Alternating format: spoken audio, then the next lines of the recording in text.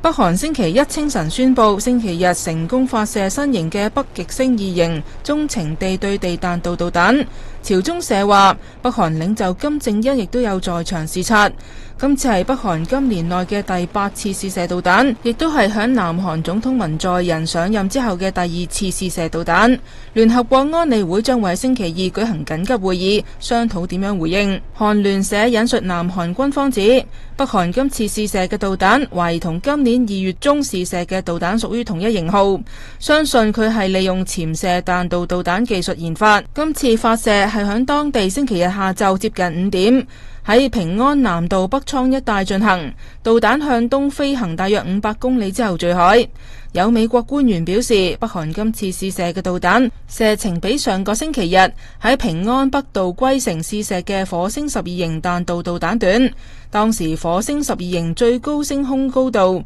超過2000公里，飛行大約600公里之後墜落喺俄羅斯遠東海參崴南面嘅海域。ONTV 東網電視新聞台報道。